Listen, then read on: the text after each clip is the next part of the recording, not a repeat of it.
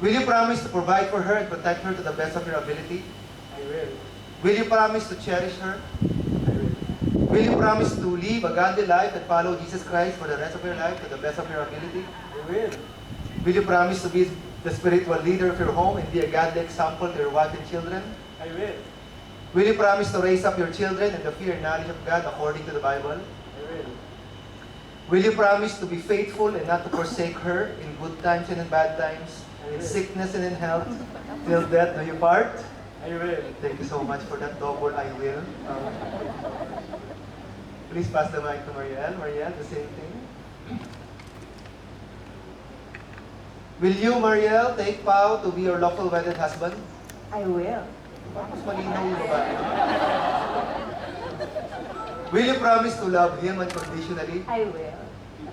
Will you promise to respect and honor him? I will. Marielle, ito mahirap to. Will you promise to submit to your husband? I will. Walang pagdadalawang isip, ladies and gentlemen. Will you promise to follow Jesus Christ and the Word of God to the best of your ability? I will. Will you promise to be a godly wife to your husband and a godly mother to your children? I will. Will you commit to raise up your children in the fear and knowledge of God according to the Bible? I will. Will you promise not to leave, to forsake your husband in good times and in bad times, in sickness and in health, till then do you part? I will.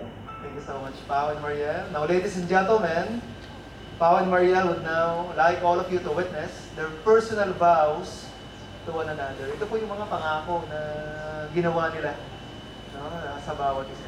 So I think, Pao, meron kang pangako. So kailangan din ng audio.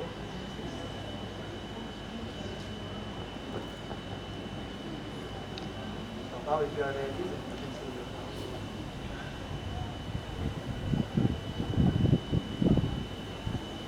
Food 22K, Genset 10K.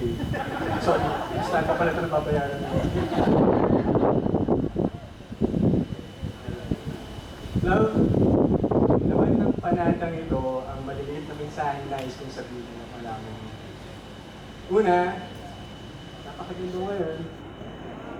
Napakaganda ng iyong mga Napakulay ng iyong ugali at kung paano mo napapagaan ang bawat sitwasyon sa buhay ng mga taong nakakasama mo. Kaya ko. At patuloy pa rin itong mahiwaga para sa akin.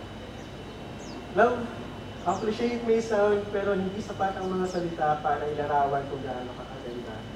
Kahanga-hanga. Wala pa rin kumpas ang taglay mong ganda. Katulad pa rin ito noong unang araw tayo nagkakilala. Una tayong nagkita at nagkakilala sa lugar kung saan tayo parehas na nag-aaral. At sa loob ng 16 na taon, saksi ang marami kung gaano natin kahirap, hinarap ang mga pagsubok at tagumpay ng buhay. At kung naalala mo, yun naman ako yung unang nagustuhan mo. Isa sa mga nagustuhan mo pa noon ay tumayo sa classroom. Huwag na lang natin pangalanan dahil kawawa naman si Albert. Sa pagkakataong ito, nais kong malaman mo na bawat letra na bumubuo sa pangalan mo at bawat patlang sa pagitan nito ay katambas ng mga salitang nais kong sabihin sa iyo. Bawat letra ng pangalan mo. So Marielle, mahal kita. Mamahalin kita. Patuloy kitang mamahalin kahit katumbas nito ay pagtitimplahan ka ng kape at sasamahan ka kahit hindi ako umiinom ng kape. Aalagaan kita. Iingatan kita na gaya ng isang bulaklak na hindi ko hayaang malaglag. Maniwala ka sana sa akin kapag sasabihin kong ang bawat pagulot mo ang pinakamaganda. Ramdam ko ang pag-ibig ng Diyos dahil sa pagkamahal ng pag-ibig mo. Walang hanggan ang iyong patunawa sa kapatawaran. I always feel you for your love, you deserve nothing but the best. Ngunit kung sakaling baling mo ang iyong atensyon sa maingay na mundo, ang pag-ibig ko ay mananatili. Dito konteksto ng isang mababaw na pag-ibig at ilang isang kontinente na unti-unting naghihiwalay at naglalayo. Dahil hindi ka kontinente, ikaw ang mundo mo.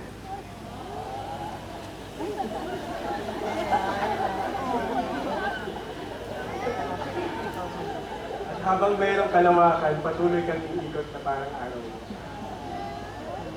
letter E.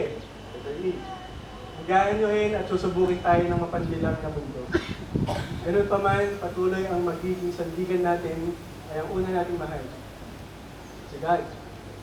Sobrang blessed talaga ako sa'yo, love. Hindi ka lamang maganda, marunong ka pang magluto. Ngunit sa kabilang banda, lagi kong naiisip at tinatanong, bakit ka kaya lagi late? Kahit na ang usapan niya alas 7 ng umaga, ngunit dahil mahal kita, maghihintay ako hanggang alas 8. Buti na lang talaga at maganda ka. At isa pala, lagot at kabahan na ang Dato Puti, Select at Silver Swan. Sa dami ng supply ng toyo meron ka. Siguradong bibita tayo sa piyestahan kung puro adobo ang ulam. Ngayon pa man, sa kabila ng lahat ng ito, mahal na mahal kita. Mukha mo pa rin ang gugustuhin kong unang makita sa pagising sa umaga at bago ko ipikit ang aking mga mata sa iyo. Okay, ito ang pangako ko. Na palagi kang ipaglalaban, lagi ko ipaglalaban ang ating pagmamahalan. Magiging mabuti akong asawa sa iyo at ama sa bubuin nating pamilya. Hayaan nating maging gabay ang Panginoon. For as for me and my house, we will serve the Lord. Ay, mahal kita, Maril. Sa bawat letra ng iyong pangalan, sama na pati ang mga patlang, mamahalin kita ngayon at pakailanman. Thank you so much. Vow, P. Promise mo yan. A. Accountability mo yan. O.